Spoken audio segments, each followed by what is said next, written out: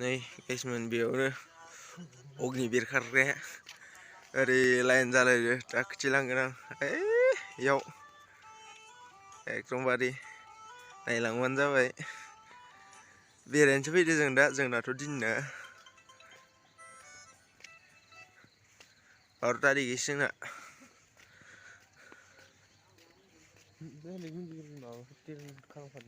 आच्छा नै जायगाया नुहुरालै होथेजोबनाय गोजा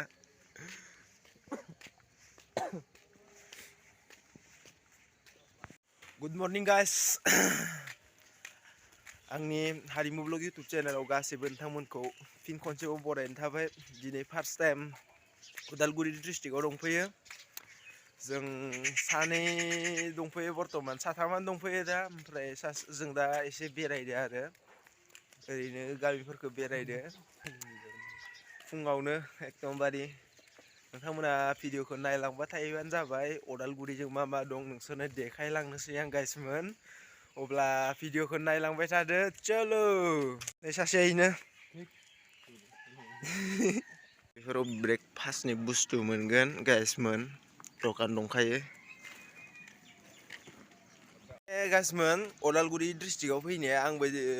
एबारसो फार्स्ट टाइम आरो ओमफ्राय लामाफोराव बबेजों मा हमनो हालायलाङा एकदमबारे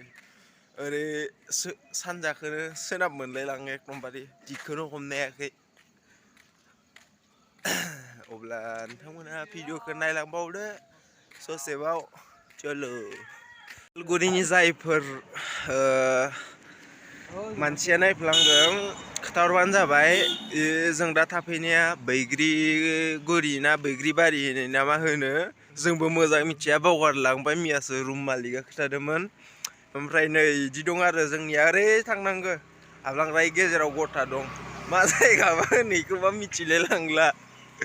जोंना ओरै थांबानो मोनबाय लामाजों ससे थांबानो रुमा बेजों आरो ओरै थाबाय लामा मोननै नायनानै लाबानो जाबाय मानसिफोरा बिराद मर्निं वाक खालामो इजों टाउन जायगा ना देखो देखो गाइस वाव उदालगुरिनि सोरबाफोर आंनि भिडिअ नायफ्लांदोंबाथाय खिथाहरबानो जाबाय आरो मा जायगा हिखनद'आ जों दा इयाव पस्ट लाजानो नागिरदों पस्ट गाइस पस्ट मर्निं वाक खालामफैदो गाइसमोन गिदिंना थांफिनसै एकदमबारे ससेनिफ्राय जाथ'सिगोन बबेजों लागाव मासे गिदिर गिदिर सैमा सैमाया बुहुद गिदिर गोलाव फाग्लासो मबाइलावसो फिसा नुदों दै गाइसमोन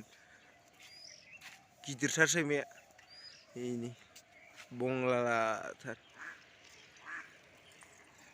जोङो नैबे लामा मोनसेजों दंमोन ओमफ्राय दा लामा मोनसेजों फैबाय अब्ला नायदो माजों थाबायदो गाइसमोन एबार न' फार फारसो थाबायबाय मालायनि दखान फार फार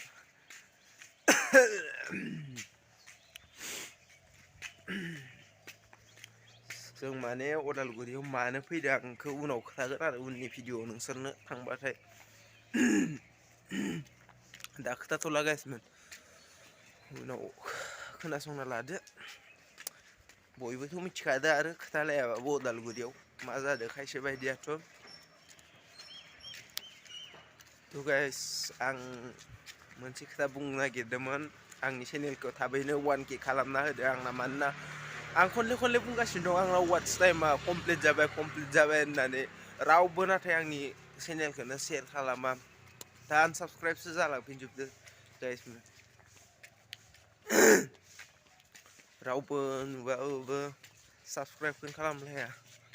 आनसाबस्क्राइब खालामजोबफिनो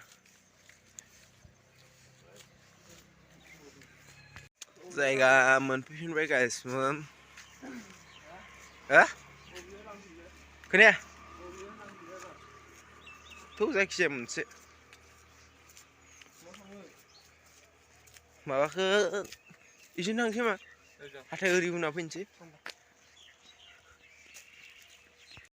हाथायबो हुआखै